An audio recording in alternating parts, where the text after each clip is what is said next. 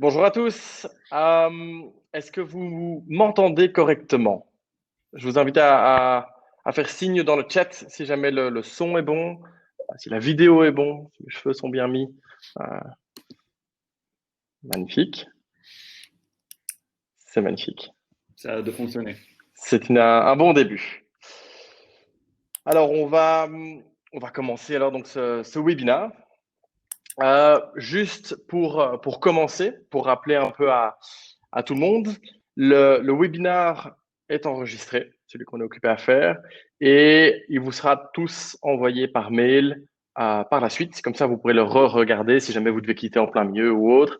Il n'y a pas de souci, il ne faut pas s'inquiéter à ce niveau-là.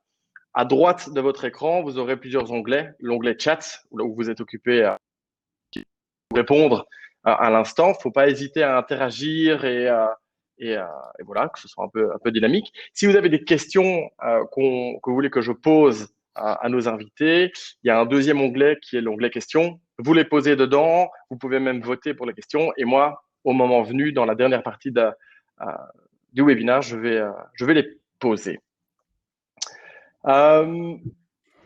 Voilà, ça c'est une première chose. La dernière chose, vous avez en haut à droite une petite cloche. On vous invite à la cocher pour ne pas être dérangé à chaque fois qu'il y a une question, une notification.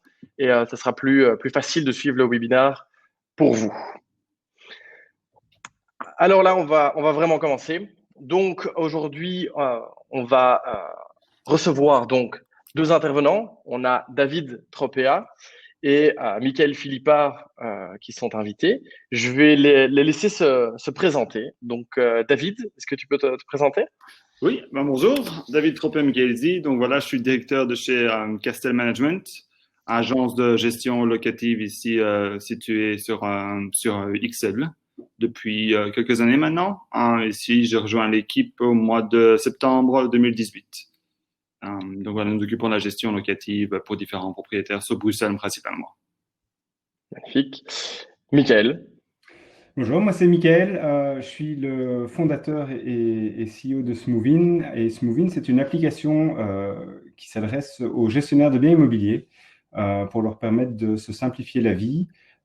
Et pour toute transparence, David et nous travaillons ensemble depuis quelques années maintenant. Et donc on a une bonne relation et ce sera intéressant d'entendre ce que David a à dire. Magnifique. Alors, la thématique, vous l'avez tous reçu par mail précédemment. Donc, c'était l'objectif, le sujet, le topic qu'on va aborder aujourd'hui, c'est comment devenir une agence de gestion immobilière innovante et rentable.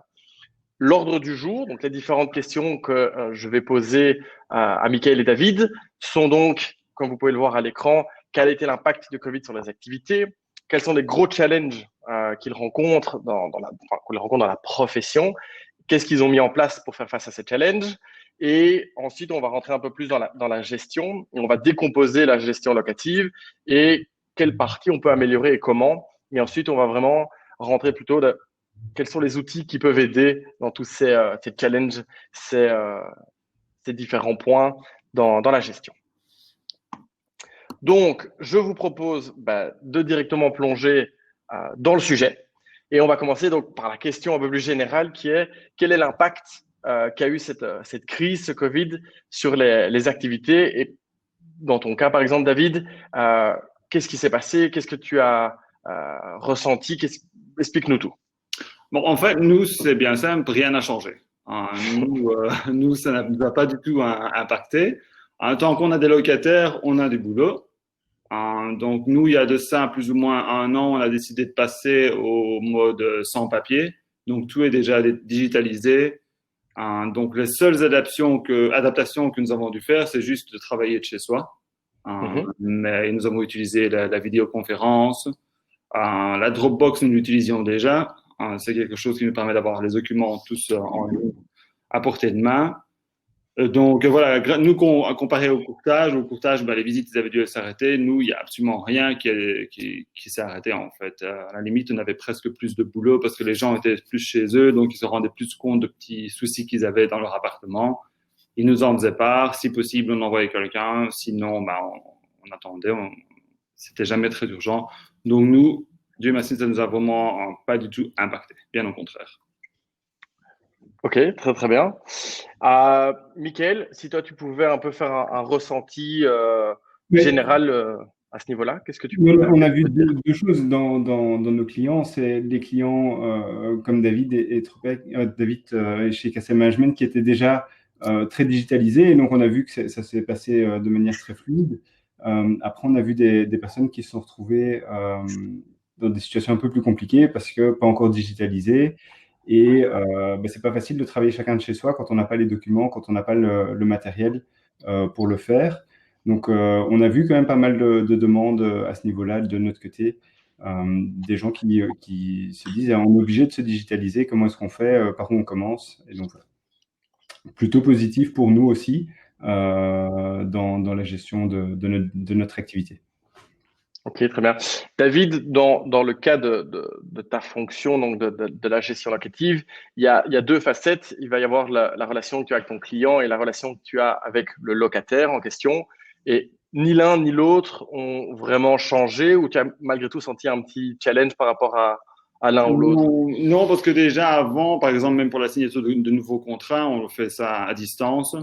Lorsqu'il y a des demandes des locataires, c'est quasiment tout le temps via email ou par texte. Donc, c'est déjà un moyen de voir la personne de visu. Donc, vraiment, il n'y a eu aucune différence. Les rapports sortaient de la même manière comme ils sortaient avant. Donc, il n'y a vraiment pas eu d'impact à ce niveau-là. Très bien. Est-ce que vous voulez rajouter quelque chose par rapport à juste cette entrée en matière par rapport au Covid, Mais Michael? moi, peut-être juste, quand on regarde tous les agents immobiliers, je trouve que ce qui était intéressant de voir par rapport aux gens qui font de la gestion locative, c'est que, comme David le disait, c'est une activité qui continue malgré le confinement, malgré la crise. Donc, je trouvais ça assez intéressant de voir la différence entre les agents immobiliers qui font de la gestion locative dans une agence et du courtage, où ils ont été moins impactés que des gens qui font uniquement du courtage. Voilà, ça c'était un petit peu le grand enseignement de cette période de confinement. Très très bien. Je propose alors qu'on passe à la deuxième qui découle bien entendu de la première, c'est un peu logique. Euh, Aussi bien Michael que David, par rapport à ces challenges que vous avez rencontrés, ou du moins que vous rencontriez déjà avant, comme tu disais, toi, David, tu n'as pas été énormément impacté, mais ça veut dire que tu rencontrais les mêmes challenges, ou peut-être un tout petit peu plus qu'avant. Mais qu'est-ce que, enfin, on va dire, quels sont les gros challenges, si tu devais en citer plusieurs, quels sont les plus gros principaux que tu rencontres dans ton métier tous les jours, et éventuellement ceux qui se sont rajoutés pendant cette-ci, quoi. Hors Covid, il y a le besoin d'être réactif. Là, ça, aussi bien au niveau des propriétaires que des locataires, c'est quelque chose c'est super important dans notre métier. Euh, c'est peut-être important au niveau humain. Les gens sont assez frustrés si on répond pas assez vite, mais c'est aussi très important si, par exemple, il y a une fuite ou quelque chose comme ça, il faut réagir le plus vite possible. Ça, c'est vraiment quelque chose. C'est pas quelque chose qui est dur en soi, mais c'est quelque chose qu'il faut vraiment toujours faire attention pour pouvoir être toujours le plus réactif possible dans notre bureau, dans notre boulot tous les jours. Et ça ne s'arrête pas à 18 heures à la fermeture des bureaux, ça continue en soirée, ça continue le week-end. Donc ça, c'est vraiment quelque chose de très important en fait. Tout à fait. OK. Donc, mis à part ça, au niveau de la structure ou de ton équipe, tout le monde travaille chez toi, enfin chez soi, comme tu l'as un peu précisé. Est-ce que tu vas revoir la manière de fonctionner par la suite en disant, mais en fait, ça a marché ou c'était même à la limite plus efficace? C'est les choses qui étaient une problématique avant où tu n'avais pas perçu cette problématique, tu vas euh, Tu veux dire attaquer ou garder? par rapport au télétravail? Ouais. Oui, le télétravail, c'est quelque chose maintenant on envisage beaucoup plus qu'avant. C'était quelque chose à la base, on envisageait vraiment très peu. Maintenant, c'est clair que c'est un sujet qui revient sur la table quasiment toutes les semaines lors des réunions. Si on veut en mettre, moi, j'ai envie, mais pas tout de suite. Mais j'ai envie à terme instaurer plus une politique un peu plus ouverte où il y a un jour par semaine, deux jours par mois où l'équipe est autorisée à travailler à distance. Maintenant, bon, ça, c'est bénéfique à beaucoup de points. À beaucoup de points, c'est certain. Moins de stress dans les embouteillages, moins de trafic, moins de dépenses au niveau carburant, etc. Et puis, je pense que ça aussi, ça permet aux gens d'être plus relax aussi. Mais bon, et moi, je veux quand même garder un certain contact humain, parce que c'est bien d'avoir tout au niveau digital, mais c'est bien d'avoir un contact humain. Donc, il faut quand même garder des réunions de personnes de face à face, quoi. Et David, juste, moi, j'allais juste revenir là-dessus. Tu dis que le côté humain est hyper important, que ce soit avec tes collaborateurs, mais aussi avec peut-être tes clients et les locataires. Est-ce que tu vois la technologie comme un problème ou plutôt comme un... Non, pas comme un problème, mais je ne veux pas non plus qu'on soit à 100% sûr de la technologie. Donc, il y a des choses rien ne remplacera jamais une bonne poignée de main, un verre avec des futurs clients ou avec des collaborateurs, etc.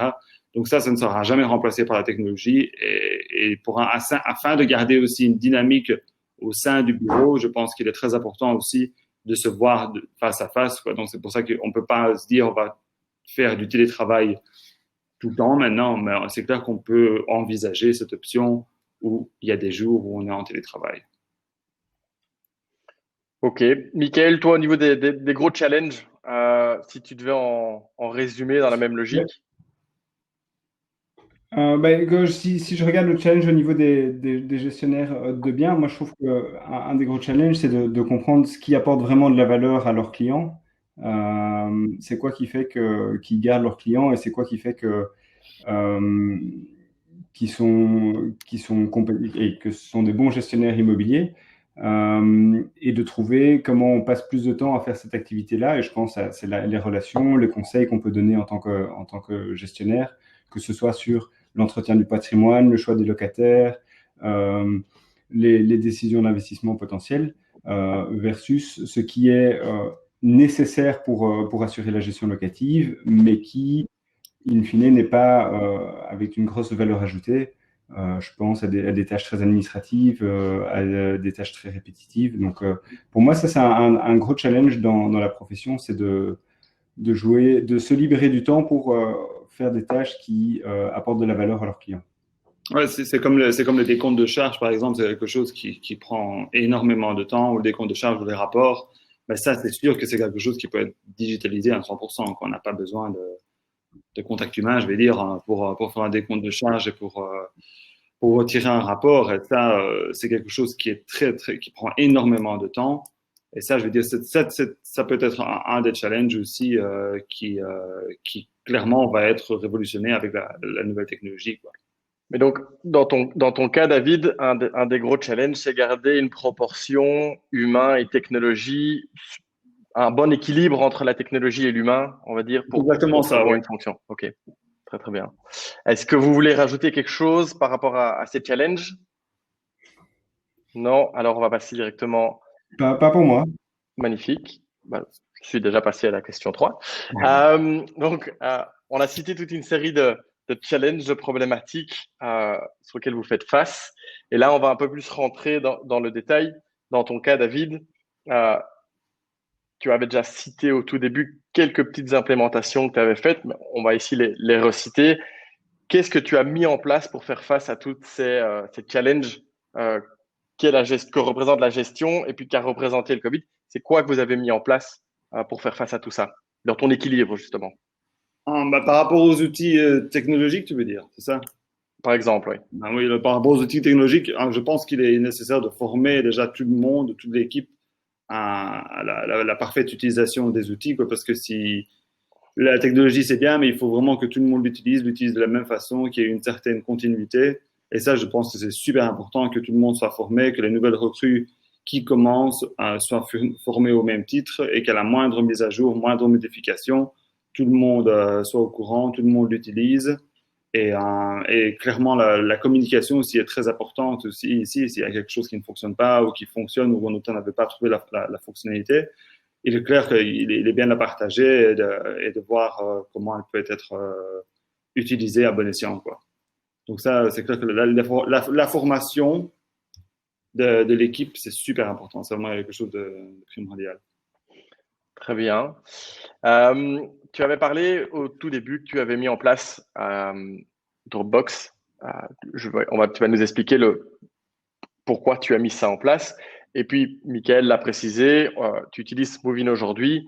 Et même avant de faire le choix de prendre l'outil Smoovin, pourquoi tu voulais utiliser un outil? Est-ce que tu sais répondre à ces deux questions? Bien sûr. Dropbox, on l'a utilisé. Pourquoi? Parce que c'est un peu un disque dur sans fin, quoi. Donc ça, c'est vraiment, on peut stocker tout ce qu'on veut. Il y a une arborescence que l'on choisit nous-mêmes. Donc ça, c'est vraiment chouette. C'est des dossiers dans d'autres dossiers et il y a moyen d'avoir accès à tous ces dossiers n'importe où à partir du moment où on a l'application sur son téléphone. On a sur un portable, on peut l'avoir partout. Dès qu'on a une connexion Internet, on peut l'avoir.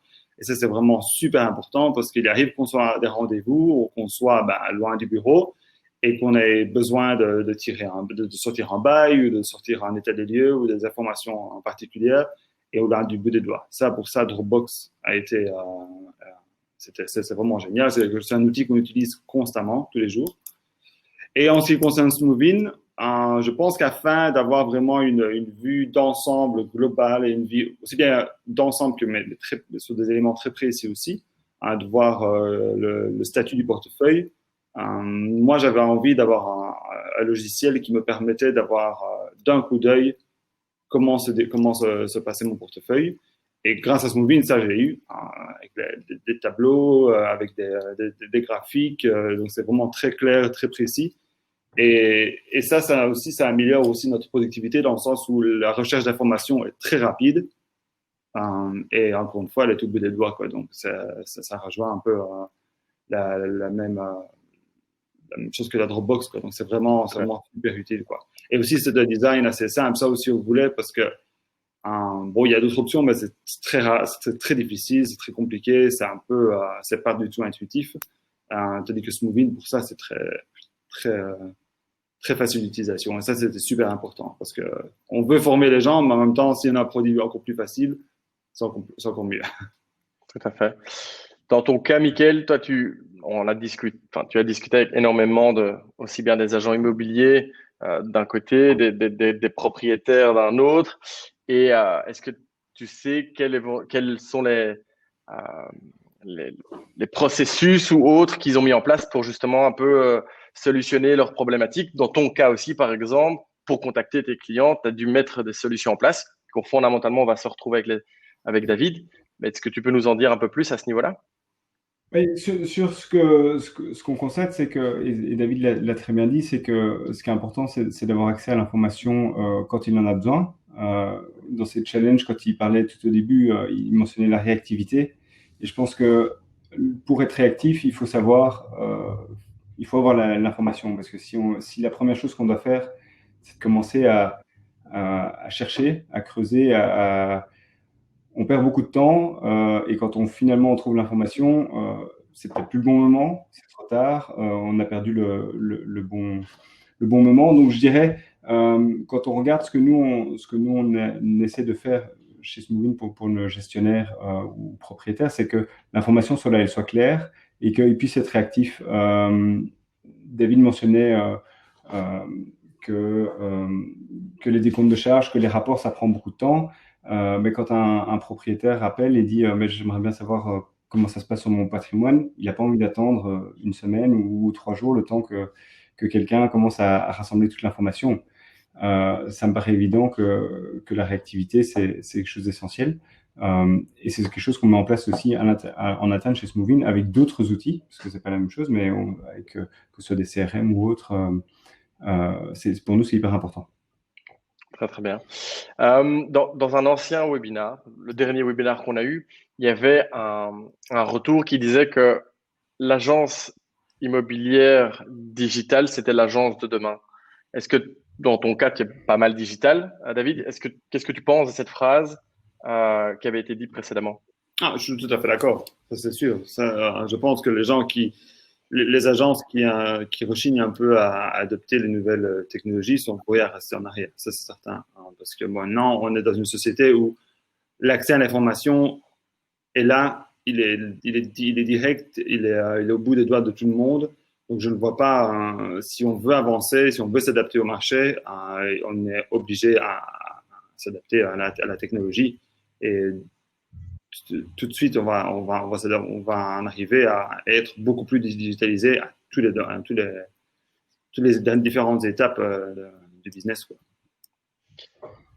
Moi, pour rebondir sur ce que disait David, moi, je suis tout à fait d'accord qu'on ne peut pas se permettre de ne pas suivre les tendances, que ce soit les tendances pour les communications avec nos clients ou les locataires, et que ce soit le locataire ou le propriétaire, il n'a pas envie d'attendre.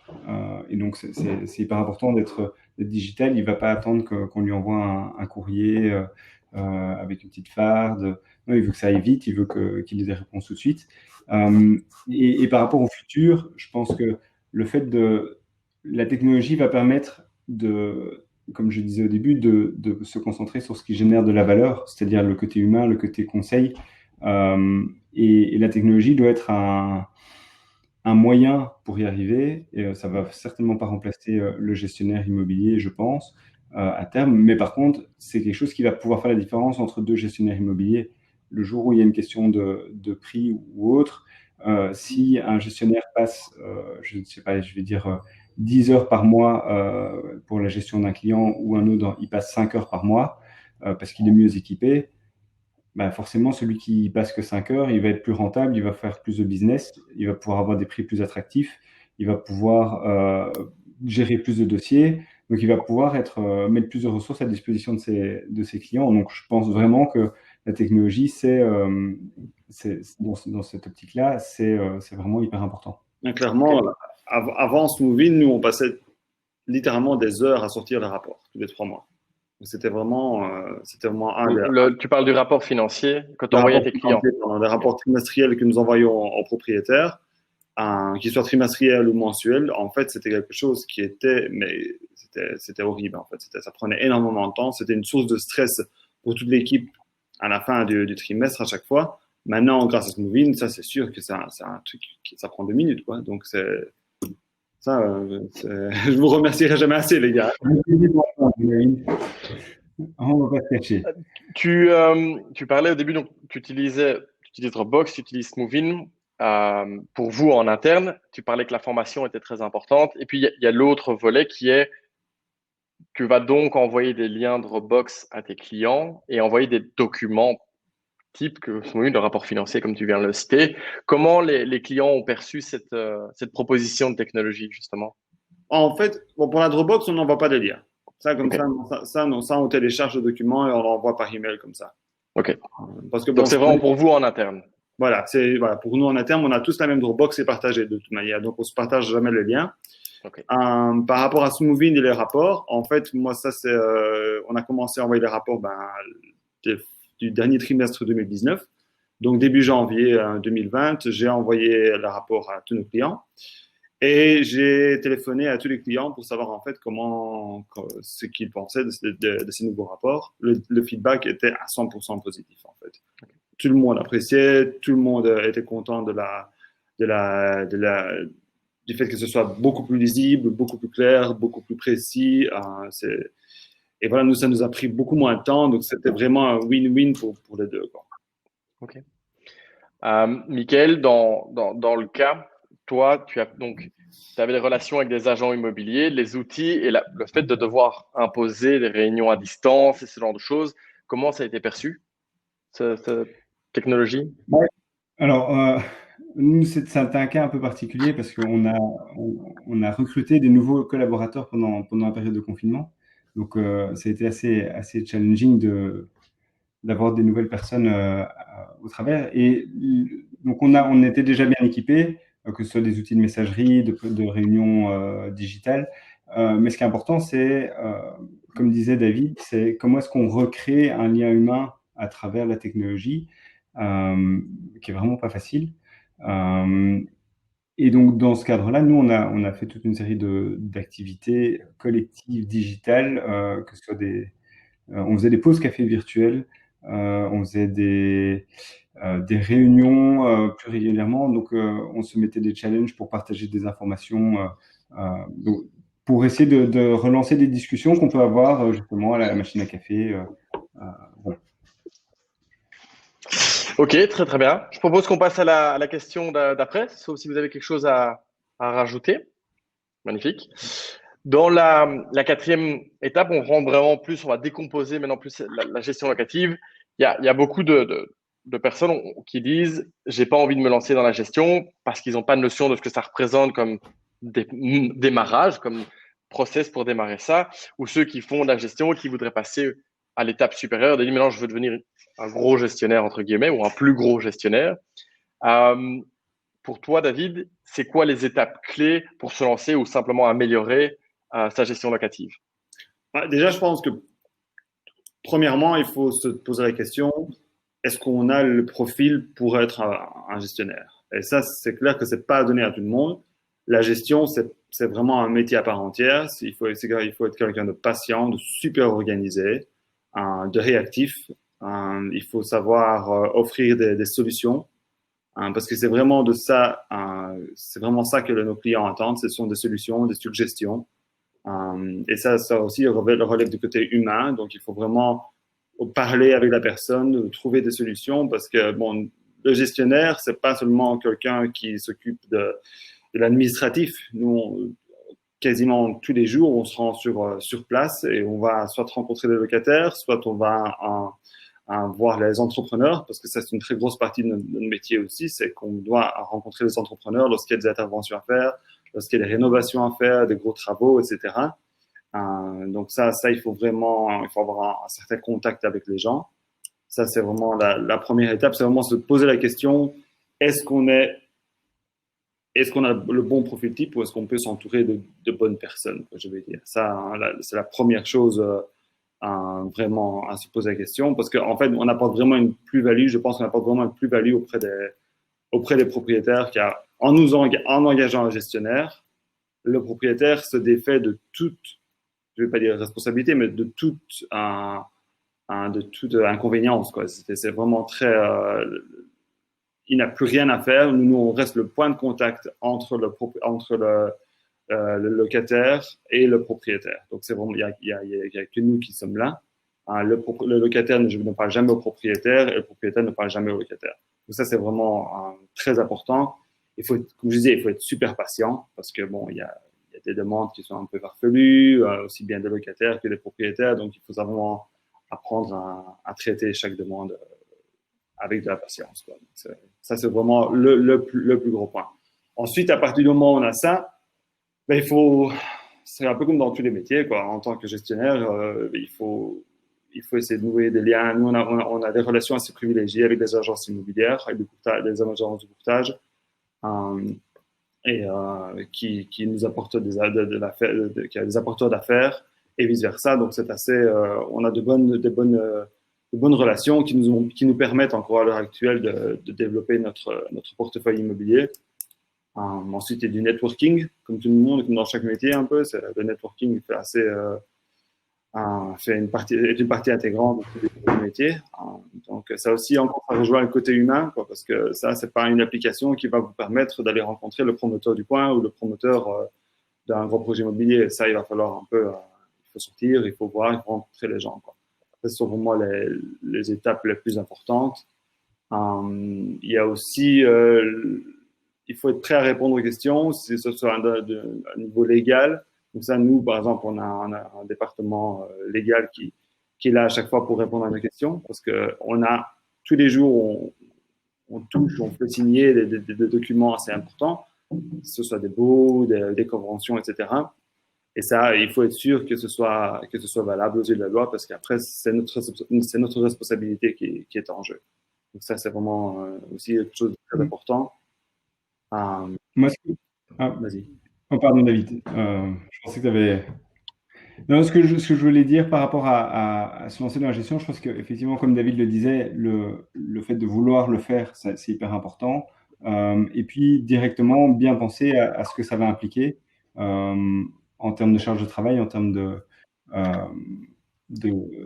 besoins. Et alors, je parle de manière très concrète. Est-ce que je vais avoir besoin d'engager des collaborateurs? Est-ce que je vais avoir besoin de m'équiper en outils? Est-ce que je vais devoir faire des frais, des dépenses de marketing pour se faire connaître? Donc, je pense que c'est hyper important de bien y réfléchir. Mais une fois qu'on est lancé, je pense que c'est une super activité. Dans ton cas, David, avant que vous soyez équipé et que vous ayez mis tous vos processus en place, combien de biens une personne chez toi pouvait gérer? Et versus combien aujourd'hui, maintenant que tout le monde est équipé et organisé, combien cette même personne peut gérer aujourd'hui? Alors, pour le moment, grâce en fait aux nouveaux outils, comme tu dis, en fait, c'est vrai que la charge de travail est moindre, donc on peut se permettre plus de l'eau par gestionnaire. Je pense qu'en fait, ça a quasiment doublé, mais ça dépend. Chaque lot est différent, attention, parce que bon, il y a des maisons, il y a des villas, par exemple, qui demandent très peu de travail, mais il y a des appartements, des petits appartements qui demandent beaucoup de travail. Donc, c'est vraiment un peu du cas par cas. Mais en moyenne, je dirais qu'une bonne centaine de lots par personne avant, sans aucun problème. Maintenant, grâce aux nouvelles technologies, je pense qu'on peut quasiment doubler ça, en fait. Ok. Parce que, bon, comme je disais, on n'a plus besoin de sortir de rapports. En fait, si, on doit sortir de rapports, mais ça prend beaucoup moins de temps. Mm.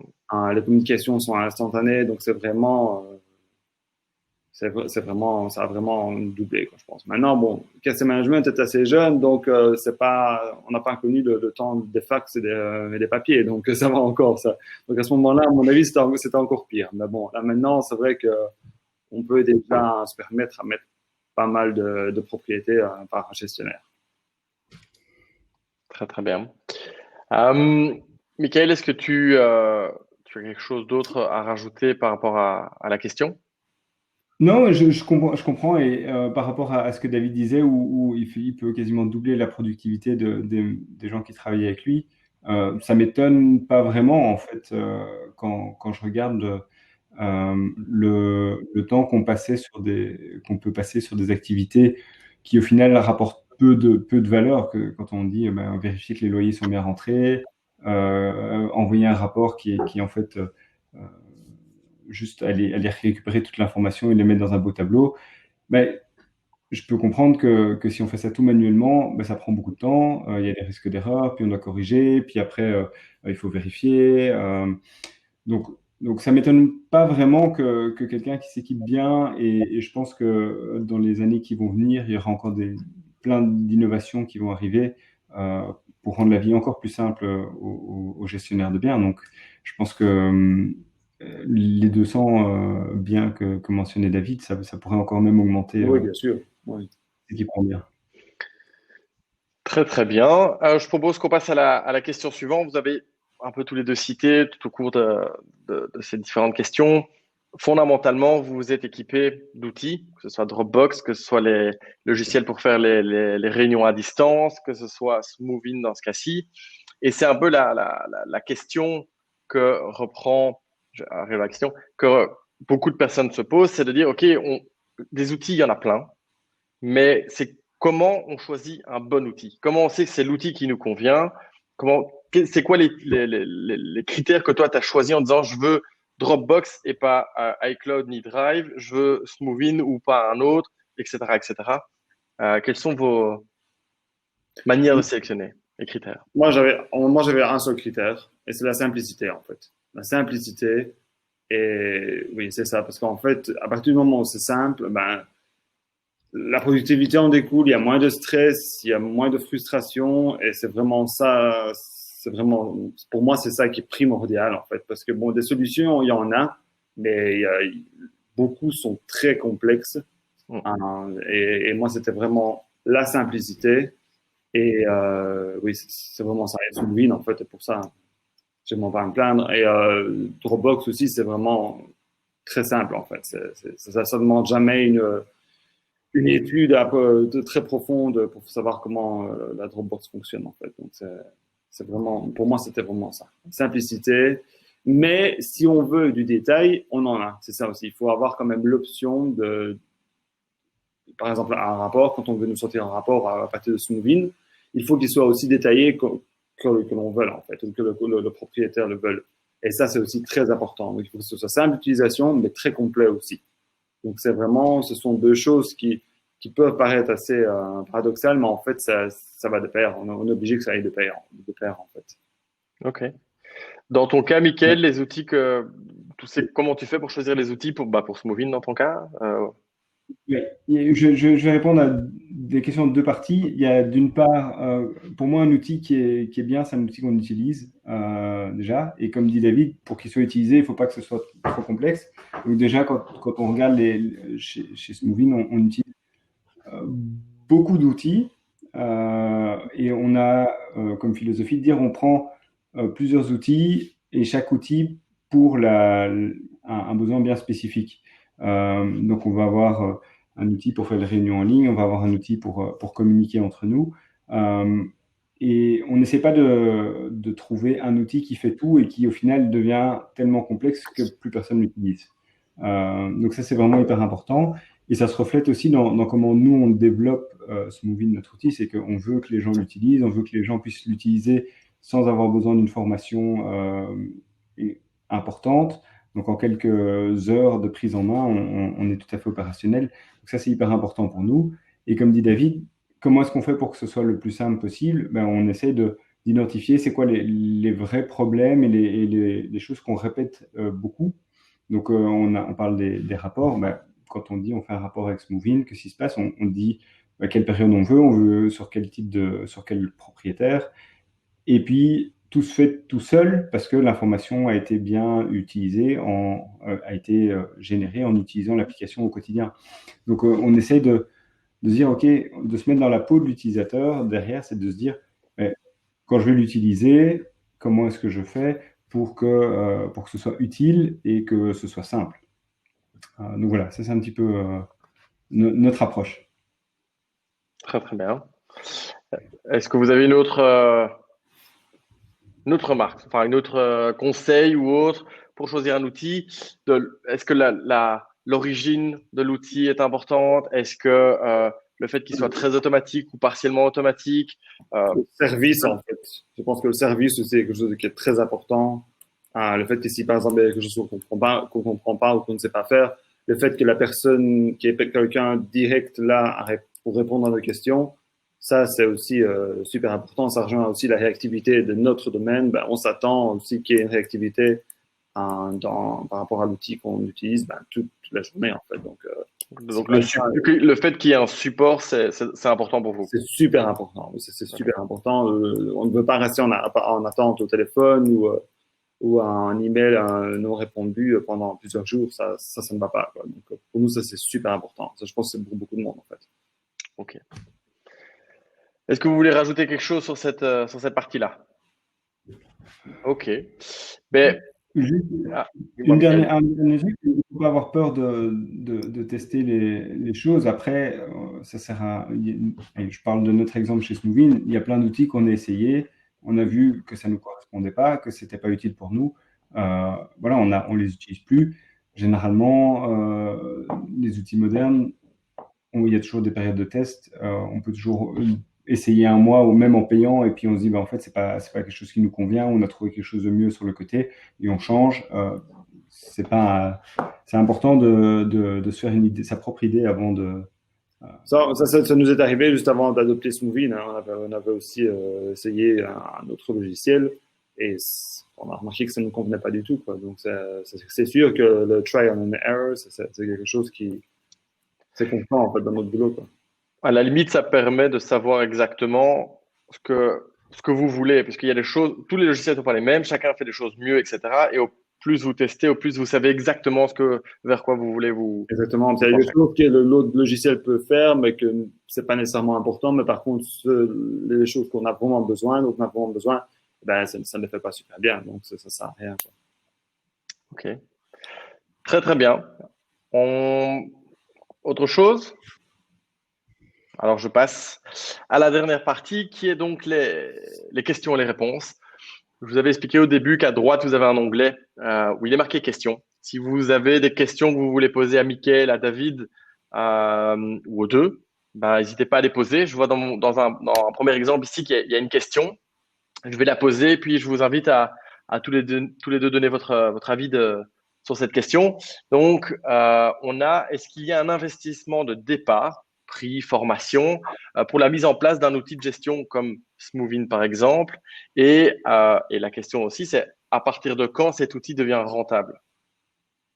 Donc, je propose, comme dans ce cas-ci, il demande l'exemple de Smoovin, de toi répondre. Oui. Comme je disais, la majorité des outils ont des périodes pour tester. Et généralement, quand on s'engage, il n'y a pas vraiment de gros investissements initiaux à faire. Et on teste, et si ça ne va pas, on recommence.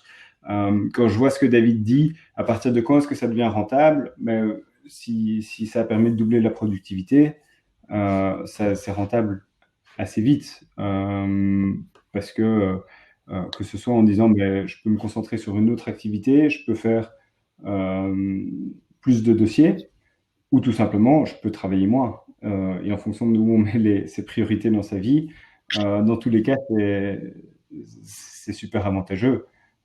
Si tout à coup, je peux gagner la même chose, mais faire un mi-temps, moi, je serais super content de pouvoir le faire. Le temps qu'on économise grâce à des plateformes comme Smoovin, en fait, on peut le passer à autre chose, comme à l'optimisation du portefeuille de nos clients, par exemple. Donc ça aussi, ou alors même à leur proposer d'autres investissements. Donc ça, c'est aussi... Dans la deuxième partie, il parle d'un élément qui est important. Toi, tu parlais du support. La question ici parle de formation. En combien de temps, si tu devais prendre bout à bout, vous avez pu être 100% opérationnel avec l'outil? Excuse-moi, tu peux répéter la question? Donc, vous avez décidé de prendre Smoovin dans ce cas-ci. En combien de temps l'équipe était opérationnelle et savait utiliser l'outil suite à la formation et autres? Même pas une semaine, je pense. Pardon? Même pas une semaine, je pense. Ça a été très vite. En fait, l'adoption Smoovin a été très rapide. Okay. On n'a pas vraiment eu besoin de formation approfondie. Non. On disait qu'on avait besoin d'un outil simple et intuitif. C'était vraiment le cas et Smoovin a vraiment répondu à toutes nos attentes. Très, très bien. On a une deuxième question ici qui est posée. Donc, David, tu as parlé qu'avant, les personnes chez toi s'occupaient d'à peu près 100 lots et que depuis que vous vous êtes occupé et organisé, vous avez presque doublé ou doublé le nombre de lots. Et la question, c'est de dire, est-ce qu'en doublant, cette personne s'occupe de tous les aspects ou bien vous avez dû diviser en disant, on va faire beaucoup plus de lots et on va aussi grandir l'équipe et chacun s'occupe de départements différents? Ou bien c'est resté la même et il s'occupe de tout le portefeuille et de tous les aspects dans ce portefeuille? Chaque gestionnaire s'occupe de tout, que ce soit de la comptabilité, que ce soit de contacter le locataire, que ce soit des interventions techniques, que ce soit de la communication avec des entrepreneurs, avec des propriétaires. Chaque gestionnaire s'occupe de tout à 100% en fait. Ok. Très, très bien. Est-ce que quelqu'un a encore une question ou voudrait savoir quelque chose de précis aussi bien pour Mickaël ou pour David? On va laisser encore une petite minute.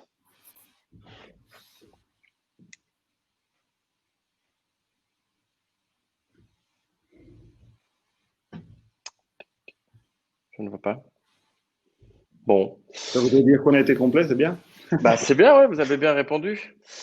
Ben voilà, donc alors un tout grand merci à tous d'avoir participé à ce webinaire. Merci David, merci Mickaël. N'hésitez pas à nous contacter. Smoovin pour votre information. Castel Management. Voilà, Castel Management pour la réponse à la question. Sachez tous, si jamais vous voulez vous lancer dans la gestion locative ou si vous faites de la gestion locative et justement vous êtes à la recherche d'un outil, Smoovin donne un coup de pouce pour le moment et vous propose de tester le logiciel gratuitement, sans obligation quelconque, le logiciel pendant 6 mois. Donc c'est typique ce que Mickaël et David disaient, c'est qu'on teste les outils pour apprendre. Et ça, c'est le moment. Allez sur le site Smoovin, vous allez voir, il y a un bandeau bleu, vous cliquez et vous faites votre demande de test et vous avez 6 mois pour vous faire une idée sur l'outil. N'hésitez pas à